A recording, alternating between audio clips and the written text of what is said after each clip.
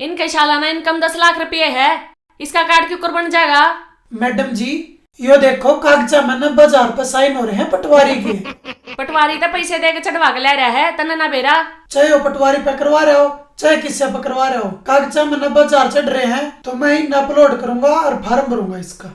अब बनाओ ना जी, खाम खाई चला करा मेरा बाबत, या तो करा करे को पूरी घड़ी थी काम की, जब सरपंच बन गई किस्मत फूट रही थी मेरे यार। फालतू ना बोलना, तेरी नासा ना फोड़ दूंगी ना फिर और क्या साप्ताह काम बनवा लाग रहा और तू मेरी मत टांगड़ा लाग रही। सारा गांव रिश्वत दे के कागज बनवा रहा है।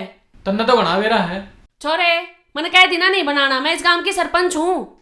मैडम मैं कागज देकर फार्म भरा करूं, मेरा बस इतना काम है, बाकी मैं नहीं जानता।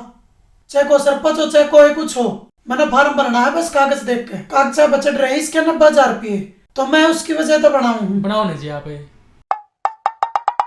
ले भाई मैं आज उस पटवारी नहीं देखूं जाके। बढ़ गया तेरा कार्ड।